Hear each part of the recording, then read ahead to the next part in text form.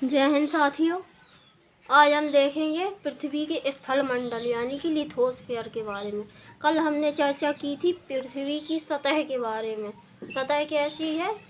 3 तरह की प्लेट्स बताई थी। एक तो अभिसारी थी, दूसरी अपसारी और तीसरी ट्रांसफॉर्म यानी कि परावर्तित। आज देखेंगे अभिसारी प्लेटों से होने वाले परिणाम।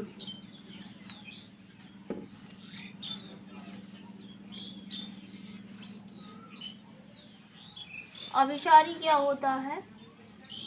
जब 2 चट्टानें आपस में आके मिलती हैं, आपस में टकराने की वजह से एक तो भूकंप आते हैं, दूसरा क्या होता है? पर्वतों का निर्माण होता है। देखिए कैसे ये प्लेट या इसमें टकराएगी तो आपस में दबाव बनाएगी तो दबाव बनाने के कारण ये ऐसे मुड़ जाएगी। ये प्लेटें ऐसे दोनों तरफ से बीच में मुड़ जाएंगी तो ये क्या बनेगा? पॉइंटेड टॉप यानी कि पर्वत। किसका निर्माण होगा? पर्वतों का निर्माण। 2 प्लेटों के अभिसरण से वलित पर्वत का निर्माण होता है। ये पर्वत कैसे बनेंगे? वलित पर्वत।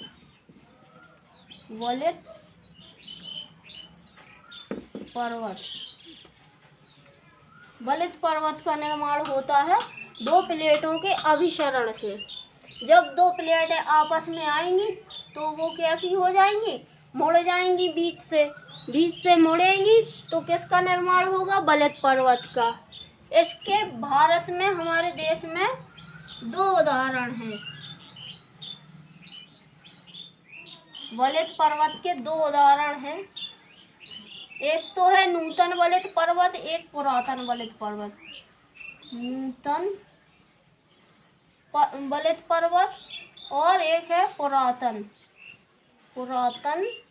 वलित पर्वत। नूतन कौन से हैं? हिमालय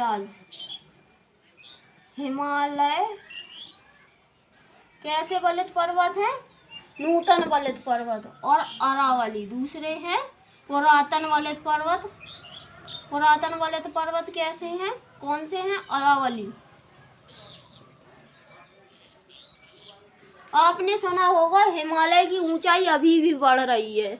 क्यों बढ़ रही है? क्योंकि प्लेटें, हमारी भारत की प्लेट और एशिया की प्लेट दोनों आपस में दबाव अभी भी बना रही हैं, इसलिए प्लेटें और भी ज़्यादा मुड़ती जा रही हैं। इसलिए वो क्या हो रहा है? उनकी ऊंचाई बढ़ती जा रही है। ये क्लियर हुआ वलित पर्वत क्या होते हैं और इसका निर्माण कैसे होता है। अब हम देखते हैं प्लेटों के अपसरण से होने वाले बदलाव।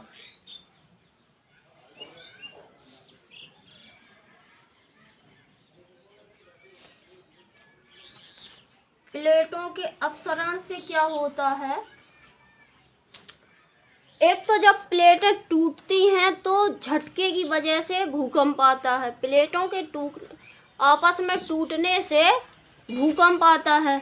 दोनों घटनाएं ऐसी हैं जिसमें भूकंप आता है। एक तो प्लेट जब टूटती है और दूसरी जब टकराती है। दोनों घटनाएं ऐसी हैं जिसमें भूकंप आता है।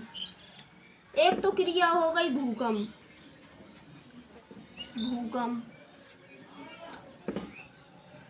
अपसरण से क्या होता है? भूकंप आते हैं। इसके बाद अगर ये दोनों प्लेटें टूटेंगी तो कुछ हिस्सा जमीन में धंसेगा।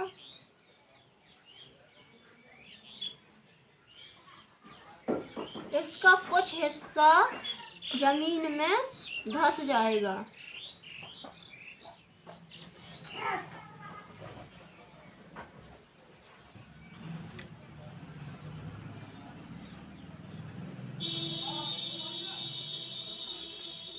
जब ये यहाँ को अपसरण करेंगी तो बीच का हिस्सा धंसता हुआ चला जाएगा। तो इस क्रिया से पर्वतों का निर्माण इस क्रिया से भी होगा, लेकिन नूतन बलित पर्वत न बन के इससे बनेंगे भ्रंश या भ्रंशोत पर्वत। अपसरण से क्या बनते हैं, ये हो गया भ्रंश या भ्रंशोत पर्वत,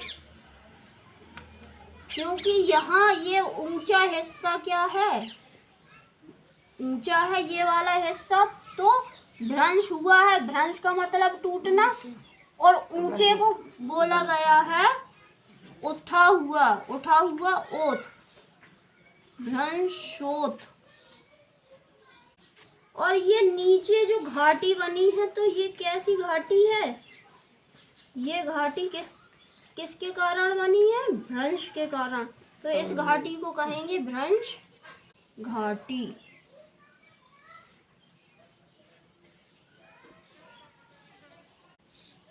भ्रंश घाटी बनेगी, और अगर इस घाटी में यहाँ जल भराव हो जाए तो इसमें क्या होगा, झील का निर्माण। वो कैसी झील होगी, भ्रंश झील।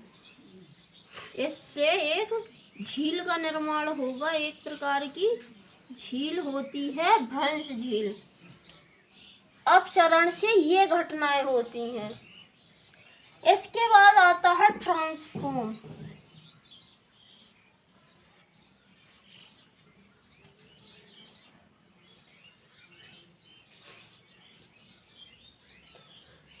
यानी परावर्तित घाटी, परावर्तित चट्टानें।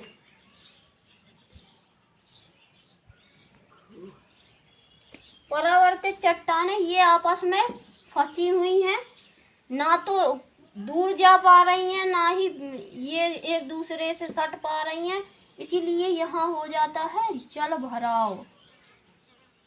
ये होता है यहाँ जल भराव, तो इसको कहते हैं रिफ्ट वैली। ये भी एक तरह की भ्रंश घाटी है, रिफ्ट वैली। भ्रंश झील बन जाती है। अगर यहाँ जल भराव हो जाएगा तो भ्रंश झील बन जाएगी, अगर ये यहाँ सूखा डला रहेगा तो भ्रंश घाटी बनी रहेगी। ये हो गए चट्टानों के अभिसरण का परिणाम, अपसरण का परिणाम और परावर्तन का परिणाम। परावर्तन का परिणाम।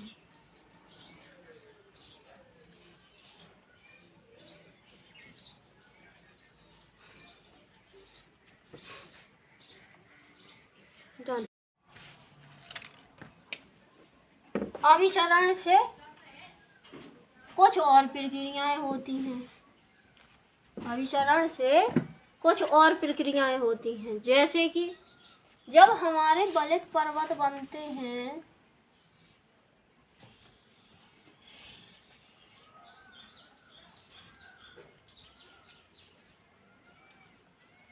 जब ये बलित पर्वत बनते हैं तो बीच में जो गहराई वाला क्षेत्र होता है, इसे कहते हैं घाटी।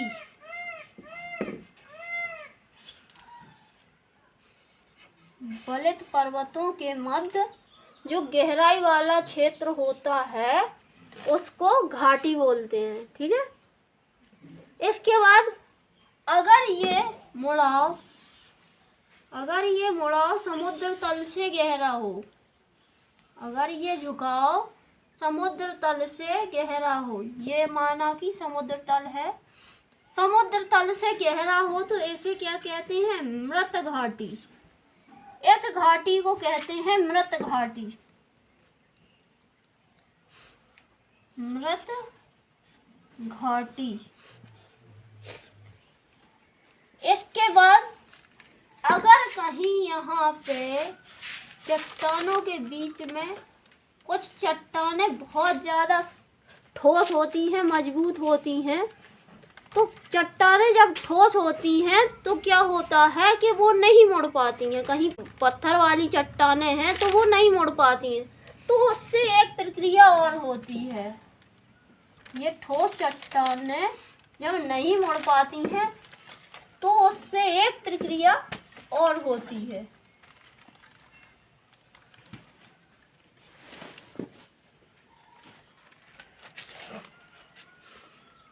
चट्टानों के न मुड़ पाने के कारण वो क्या करती हैं, उच्च समतल भूमि बनाती हैं, जिसे हम कहते हैं पठार।